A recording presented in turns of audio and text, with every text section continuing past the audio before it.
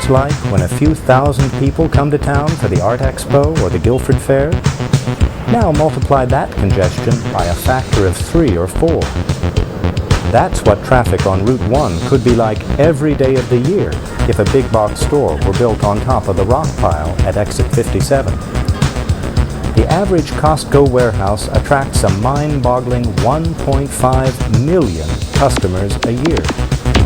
That translates into an additional 6,000 to 7,000 cars on our roads every weekday, and twice as many on weekends. And that doesn't account for the constant stream of delivery vehicles, day in and day out, needed to stock the towering warehouse shelves. It takes 3 huge tanker trucks every day just to keep the pumps flowing at a typical Costco gas station.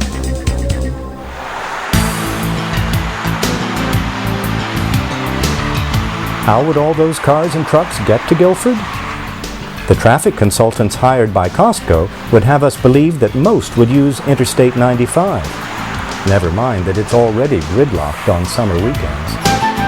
But the numbers simply don't add up. Bear in mind that Costco is a regional shopping destination. It would pull in customers from East Haven, Brantford, Northford, and North Brantford to the west, from Durham, Middlefield, Killingworth, and North Madison to the north, and from Old Saybrook, Essex, Haddam, and Higganum to the east. Many of these out-of-town shoppers would inevitably clog 2-lane secondary roads like Routes 1, 77, 22, and even 146, roads that were never designed for heavy traffic. Before long, a trip across town that used to be a breeze could become a major headache. According to Costco, such congestion is a small price to pay for the hordes of new customers the big box would generate for the small shops on the Guilford Green and Route 1. But wait a minute, haven't we heard that argument before? Every time a big box store moves in, developers predictably tout it as a windfall for small businesses and the local economy. All too often, those alleged economic benefits end up in the pockets of the developers and their big box clients. Just think, how likely is it that a significant number of people who stock up on discount bulk purchases at Costco will brave the traffic jams along Route 1 and take a leisurely stroll through the one-of-a-kind boutique shops on the Guilford Green? Costco claims that its unsightly warehouse would be hidden away on the rock pile, with little or no impact, visual or otherwise, on other parts of town. But if you stop to think about it, when was the last time you saw a big box store standing by itself? Such a thing is practically unheard of. Like wolves, big boxes travel in packs. As soon as one stakes out a territory, others start circling around to grab their share of the bounty. In the long run, communities that fail to take a firm stand against big box predators, as Guilford has already done, are virtually powerless to keep them out. Costco claims that amending our zoning regulations to allow a 150,000 square foot retail behemoth on the rock pile will not open the door to other big box stores.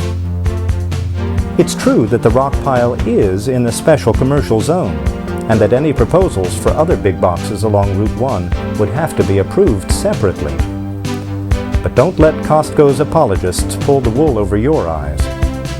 In fact, if a single, supposedly isolated exception to Guilford's long-standing big box ban is approved, the pressure to allow other such stores will be almost irresistible.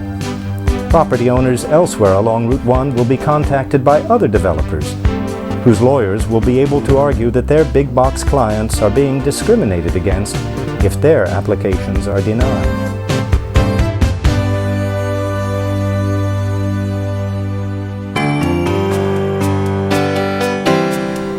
Of course, if you believe the rockpile developer, no such thing could ever happen in Guilford. Their assurances should be taken with several grains of salt. After all, developers have a vested interest in convincing us that big box retail and traditional Main Street businesses can live happily side by side.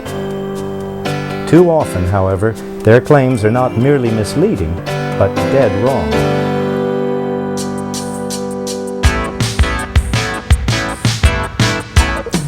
Only a couple of years ago, DDR, one of the biggest and most experienced shopping center developers in the country, confidently predicted success for their proposed Guilford Commons development on the Rockpile.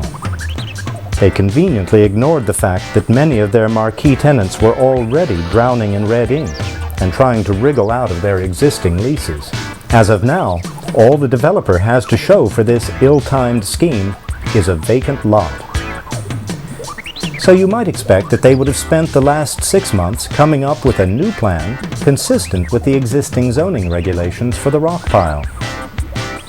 Instead, DDR is using hard economic times as an excuse to get around Guilford's ban on big boxes.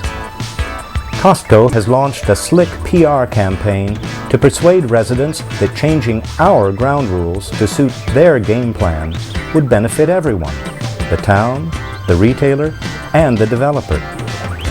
But this self-serving proposal is transparently opportunistic. What's good for Costco and good for DDR is not necessarily good for Guilford. Costco's corporate bean counters see Guilford and its surrounding region as fruit ripe for the picking.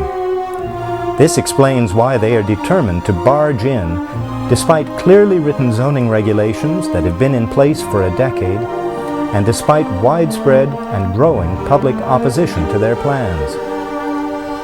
But it's no reason for us to cast aside years of careful planning, discussion, and analysis to ensure that Guilford remains the kind of town we want it to be. The fact is, Guilford is, and always has been, unique. For almost 3 3/4 centuries, the town green has been a lively hub of economic, social, and political activity. From this vital center, Guilford has spread outward in all directions. Over the years, more and more small shops and businesses sprang up along the Boston Post Road, later known as Route 1. Bishop's Orchard started as a roadside stand in 1871 and became one of the area's leading farm markets, as well as a mainstay of the local economy. In recent years, retail activity has congregated in smaller shopping centers such as Strawberry Hill, the Village Walk, and Shoreline Plaza. In spite of the proliferation of fast food outlets and chain pharmacies, Guilford's retail sector remains overwhelmingly in local hands. Our unique collection of small shops and businesses exemplifies the time-tested Yankee virtues of self-sufficiency, sturdy individualism, and self-reliance.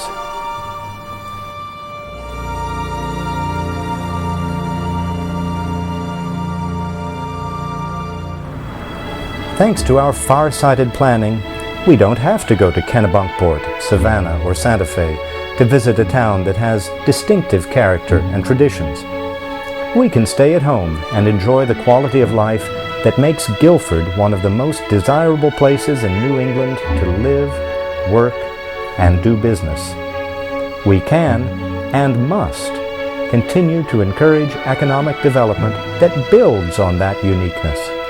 Development that supports local businesses instead of undercutting them, and that generates more in taxes than it costs the town in services.